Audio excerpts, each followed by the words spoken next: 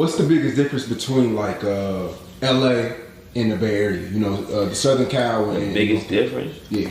We don't gang bang in the Bay. At all. That's really mostly it. I mean, they sound and music probably a little bit different, but that's it. I mean, it's kind of the same shit because we claim hoods, like our streets and shit. We just don't claim colors. But, you know, I fuck with LA tough. I got a lot of niggas out there with, you know what I'm saying? So that's really just it. You know, it's 5 hours away from us. But, you know, I mean, the gap is like mostly is bridged now. So it's like we don't really have no animosity towards each other or nothing like that. You know what I'm saying? I just had a birthday party out there in LA. I had one in LA and Dago and in Vegas. But shit, and that's really it. Like, you know, they can't claim Crips and Bloods and shit like that, but they got like different neighborhoods also. But we just claim neighborhoods, we claim our streets and shit. So Bloods and Crips was always like, I'm not gonna say y'all thought it was corny, but it was just never y'all style. Nah, we wasn't raised like that. Yeah. It wasn't that it wasn't our style. We thought it was corny. We just wasn't raised like that. Like yeah. So this is something that I've always been curious about, right? And I mean, I would agree with Phil. I would say the difference, you know, even though it's still some conflicts amongst some of the little squads or gangs without colors, if you will, it's an overall sense of unity and spirit of power to the people. I think stems from the Black Panthers. And Say Cheese asked if we thought gangbanging was corny, and I think at a time we kind of did because we didn't understand it. We couldn't wrap our heads around killing another so-called black man over a color. You know what I'm saying? Now, drugs and money, that's a little different. And I think, you know, the crack epidemic, it was meant to do exactly what it did. Top of the afternoon. It's your boy Tommy Brown. So, why there are no Crips and Bloods in Oakland, California? My take on this, if you will, right? I believe that, you know, in Oakland we got such things as the Black Panther Party, the Black Guerrilla Family, Nation of Islam. We also have black folks that are Christian, Baptists and things of that nature who are, you know, Protestants and things of that nature who are also of the revolutionary spirit. So we're from this town of kind of revolution when it comes to the, you know, African Americans, if you will, right? As a result, what comes with that is a form of resistance, right? So we don't easily adopt. And Oakland being a mecca, you know what I'm saying? I think, you know, a lot of surrounding areas definitely follow suit. Even within their own identity, I think it's always been the revolution first.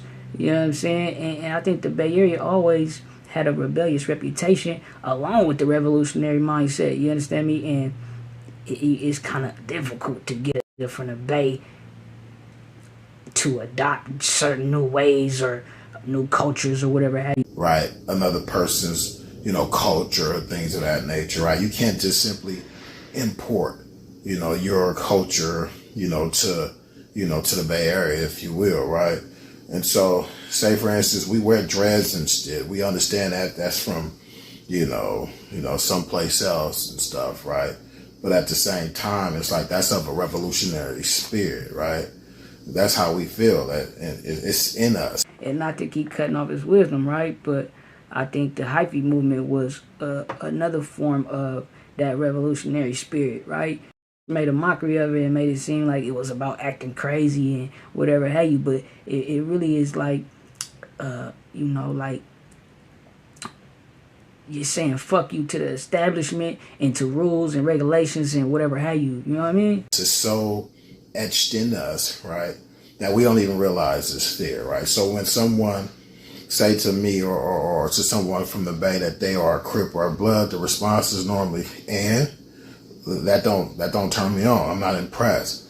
I'm not impressed with someone else's originality, right? It's hard to get your originality here if, you know, it's not of that revolutionary culture, if you will. And even then, it's more like, you know, they become like an ally to the cause, right? Or, you know, we identify with each other. We become like comrades, if you will, versus, you know, identifying with, you know, their full culture and things of that nature, right? So We are impressed with our own originality. We got. And I think at the end of the day, it comes down to what you standing on.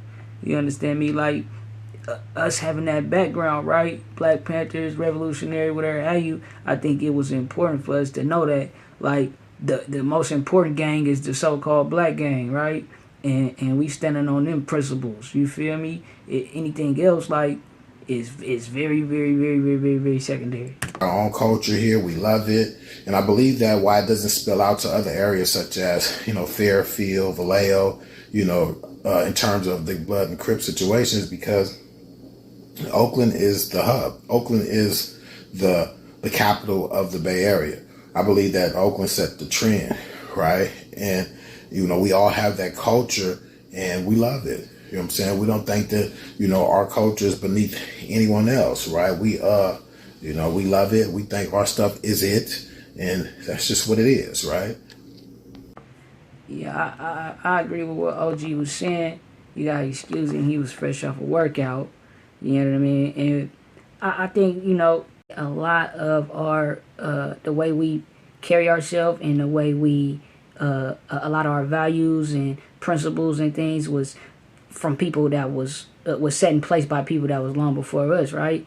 And we doing a good job at keeping it lit. It's crazy because it's a lot of similarities between Northern California and Southern California, right? I think we both had to experience the same hardships when it comes to the crack epidemic and the toll that took. I think we always stood on our blackness in the Bay Area, right? And power to the people in this black shit and whatever have you. But let's get into this last clip. I ain't gonna hold you. What's going on, y'all? In this video, I'm gonna be breaking down why there's no Crips and Bloods in Oakland. You got Crips and Bloods all over the world, period, but you don't got none right there in California, Northern California, in the Bay Area. You know, and I'm speaking on the blacks primarily because you got, you know, small pockets of Asian and Tongan Crips. And even in San Jose, you got a small pocket of black Crips, I think. But pretty much for the entire most part, there's no Crips and Bloods in the Bay Area and definitely none in Oakland. You know, never have been. And this is probably more likely due to the Black Panthers. So we would have to go back to the 60s or whatnot, where big cities like LA, Chicago had their gangs, which was growing in popularity.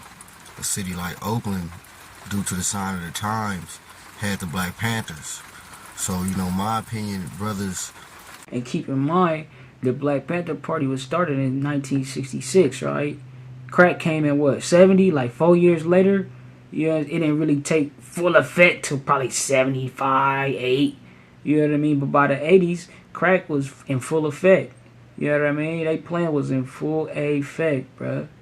But would have probably became, you know, gang bangers and started their own gangs was Black Panthers. So that pretty much dictated and pushed the line throughout the streets of Oakland. You know what I mean? Even, don't get me wrong, and also another thing is a lot of the brothers up this way was pimping. You know, they wasn't gang banging. It was always hustling. You know what I mean? You know, you had pimping, and then you had, you know, a few D-boys, a few heroin dealers.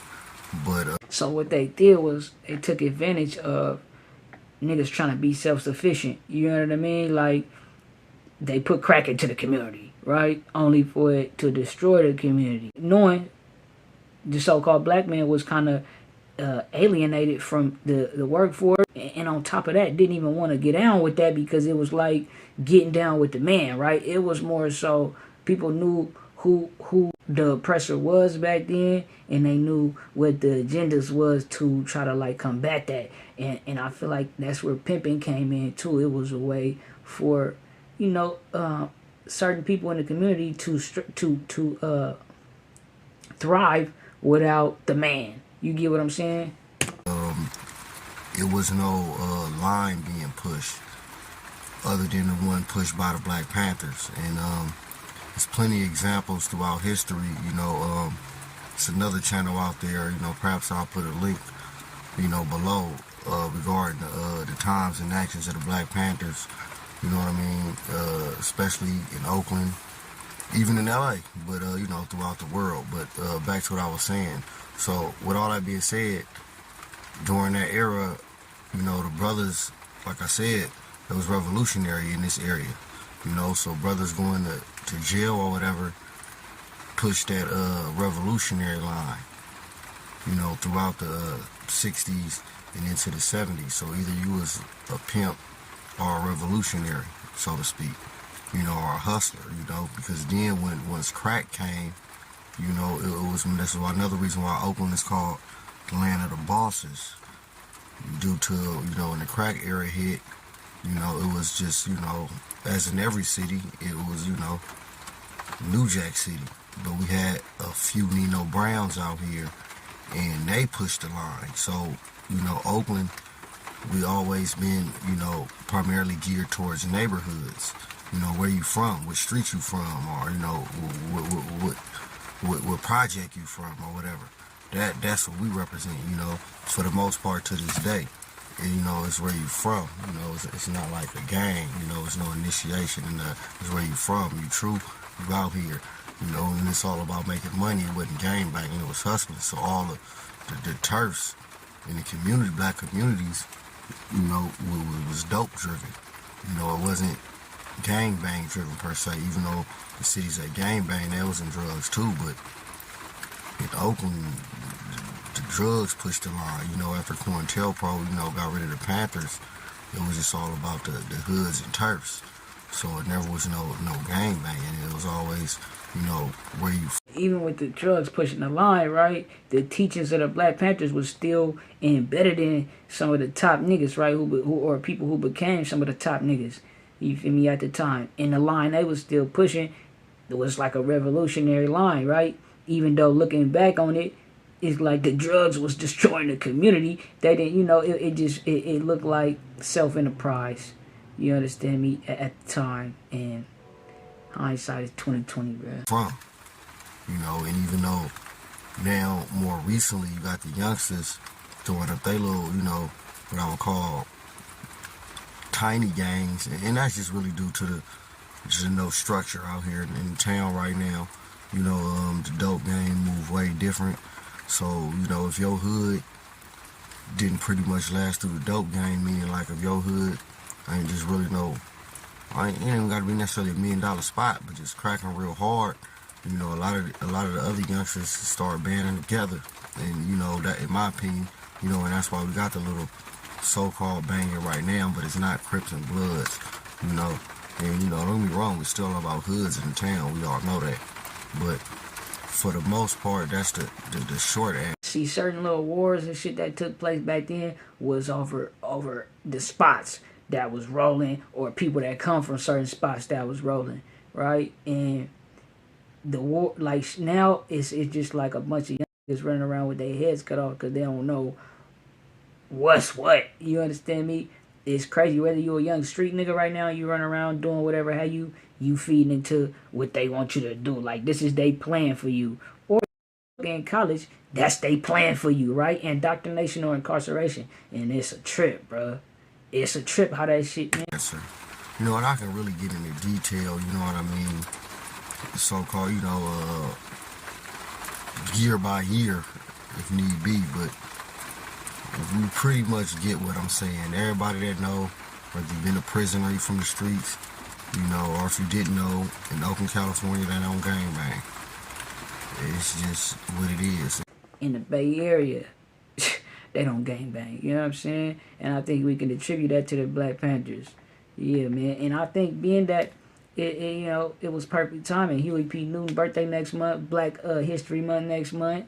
You feel me? So, yeah, I want to know. We know now it's because of the people that came before us, man, and the precedents they set. Say ho, you can't be playing with that paper, ho. Nigga need that paper, need that now and not later, ho.